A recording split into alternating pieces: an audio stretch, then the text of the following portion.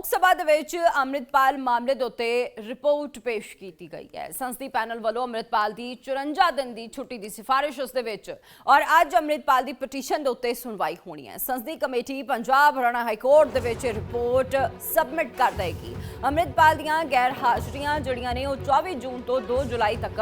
9 ਦਿਨ ਦੀਆਂ ਬੰਦੀਆਂ ਨੇ ਔਰ 22 ਜੁਲਾਈ ਤੋਂ 9 ਅਗਸਤ ਤੱਕ 19 दिन और ठीक इसी तरीके 25 नवंबर तो 20 दिसंबर ये 26 दिन ने और इसे ਨੂੰ ਲੈ ਕੇ क्योंकि खतरा मंडरा रहा सी ਅੰਮ੍ਰਿਤਪਾਲ ਦੀ ਮੈਂਬਰਸ਼ਿਪ ਦੇ ਉੱਤੇ क्योंकि वो लगातार गैर हाजिर चल रहे हैं 54 दिन और 60 दिन अगर हो जाते हैं किसी भी सांसद के पार्लीमेंट के अंदर जो सैशन चलता है कार्रवाई होंगी है पार्लीमेंट की और अगर वो 60 दिन गैर हाजिर रहा एबसेंट रहा है तो उसकी मैंबरशिप जी है सांसद वाली वो रद्द हो जाती है। यही खतरा अंम੍ਰਿਤਪਾਲ के उत्ते जड़ा सी वो मंडरा रहा सी और उन्होंने 2 बार स्पीकर तक पहुंच की बेनती की तो इसे मामले दे विच एक संसदी कमेटी गठित की गई सी जो इस पूरे मामले नूं देख रही सी। तो लिहाजन हुण जिहड़ा देखना रहेगा कि कोर्ट जो अज सुनवाई होएगी तो कि वाकई अंम੍ਰਿਤਪਾਲ के फेवर दे विच ये चीज़ आएगी वो एबसेंट जिहड़ी मार्क होनी सी कि उस तो बच पाएंगे क्योंकि इसका सीधा असर वड्डी राहत होएगी कि अगर ये चीज़ हुंदी है कंसिडर तो अजिहे दे विच फिर उन्हां दी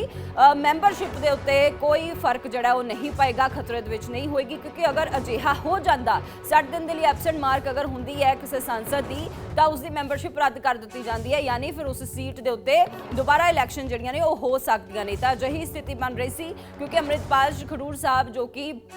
पंथक एक सीट है आज़ाद उम्मीदवार के तौर के उत्ते लोक सभा इलैक्शन 2024 जो होए तो वह चोण पिड़ च नितरे सी और पंजाब दे विच क्योंकि 13 सीटां ने और अंम੍ਰਿਤਪਾਲ सब तो ज़्यादा मार्जन के नाल ये सीट जिते सी लोगों ने एडा वड्डा मैंडेट दिता। लेकिन दिक्कत की है दिक्कत इत्थे सी क्योंकि वो उन्होंने NSA लगी हुई है नैशनल सिक्योरिटी एक्ट और इसे के तहत वो असम की डिब्रूगढ़ जेल दे विच बंद ने। लेकिन हुण क्योंकि जो पार्लीमेंट की कार्रवाइयां हुई ने पिछले सैशन चले ने उस दे विच वो गैर हाजिर है क्योंकि परमिशन नहीं सी NSA उन्होंने तो लगी हुई है तो लिहाजन फिर इस मामले दे विच कमेटी का संसदी कमेटी का गठन किया गया जिन्होंने रिपोर्ट तैयार कर ली है और कोर्ट च अज पेश कर दी जाएगी। लोक सभा ਦੇ ਵਿੱਚ ਅੰਮ੍ਰਿਤਪਾਲ ਮਾਮਲੇ ਦੇ ਉੱਤੇ ਰਿਪੋਰਟ ਪੇਸ਼ ਕੀਤੀ ਗਈ ਹੈ। ਸੰਸਦੀ ਪੈਨਲ ਵੱਲੋਂ ਅੰਮ੍ਰਿਤਪਾਲ ਦੀ 54 ਦਿਨ ਦੀ ਛੁੱਟੀ ਦੀ ਸਿਫਾਰਿਸ਼ ਉਸ ਦੇ ਵਿੱਚ ਔਰ ਅੱਜ ਅੰਮ੍ਰਿਤਪਾਲ ਦੀ ਪਟੀਸ਼ਨ ਦੇ ਉੱਤੇ ਸੁਣਵਾਈ ਹੋਣੀ ਹੈ। ਸੰਸਦੀ committee Punjab Haryana high court ਦੇ ਵਿੱਚ ਰਿਪੋਰਟ ਸਬਮਿਟ ਕਰ ਦੇਗੀ। ਅੰਮ੍ਰਿਤਪਾਲ ਦੀਆਂ ਗੈਰ ਹਾਜ਼ਰੀਆਂ ਜਿਹੜੀਆਂ ਨੇ ਉਹ 24 ਜੂਨ ਤੋਂ 2 ਜੁਲਾਈ ਤੱਕ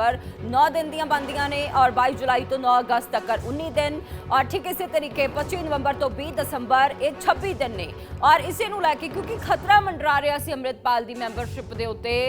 क्योंकि वो लगातार गैर हाजिर चल रहे हैं 54 दिन और 60 दिन अगर हो जाते हैं किसी भी सांसद के पार्लीमेंट के अंदर जो सैशन चलता है कार्रवाई होंगी है पार्लीमेंट की और अगर वो 60 दिन गैर हाजिर रहा एबसेंट रहा है तो उसकी मैंबरशिप जी है सांसद वाली वो रद्द हो जाती है। यही खतरा अंम੍ਰਿਤਪਾਲ के उत्ते जड़ा सी वो मंडरा रहा सी और उन्होंने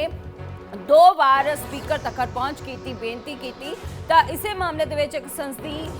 कमेटी गठित की गई सी जो इस पूरे मामले नूं देख रही सी। तो लिहाजन हुण जिहड़ा देखना रहेगा कि कोर्ट जो अज सुनवाई होएगी तो कि वाकई अंम੍ਰਿਤਪਾਲ के फेवर दे विच ये चीज़ आएगी वो एबसेंट जिहड़ी मार्क होनी सी कि उस तो बच पाएंगे क्योंकि इसका सीधा असर वड्डी राहत होएगी कि अगर ये चीज़ हुंदी है कंसिडर तो अजिहे दे विच फिर उन्हां दी मैंबरशिप के उत्ते कोई फर्क जिहड़ा वो नहीं पाएगा खतरे दे विच नहीं होएगी क्योंकि अगर अजिहा हो जाता 60 दिन के लिए एबसेंट मार्क अगर हुंदी है किसी सांसद की तो उसकी मैंबरशिप रद्द कर दी जाती है यानी फिर उस सीट के उत्ते दोबारा इलैक्शन जड़ियां ने हो सकदियां ने। तो अजिही स्थिति बन रही सी क्योंकि अंम੍ਰਿਤਪਾਲ खडूर साहब जो कि पंथक एक सीट है आज़ाद उम्मीदवार के तौर के उत्ते लोक सभा इलैक्शन 2024 जो होए तो वह चोण पिड़ च नितरे सी और पंजाब दे विच क्योंकि 13 सीटां ने और अंम੍ਰਿਤਪਾਲ सब तो ज़्यादा मार्जन के नाल ये सीट जिते सी लोगों ने एडा वड्डा मैंडेट दिता। लेकिन दिक्कत की है दिक्कत इत्थे सी क्योंकि वो उन्होंने NSA लगी हुई है नैशनल सिक्योरिटी एक्ट और इसे के तहत वो असम की डिब्रूगढ़ जेल दे विच बंद ने। लेकिन हुण क्योंकि जो पार्लीमेंट की कार्रवाइयां हुई ने पिछले सैशन चले ने उस दे विच वो गैर हाजिर है क्योंकि परमिशन नहीं सी NSA उन्होंने तो लगी हुई है तो लिहाजन फिर इस मामले दे विच कमेटी का संसदी कमेटी का गठन किया गया जिन्होंने रिपोर्ट तैयार कर ली है और कोर्ट च अज पेश कर दी जाएगी।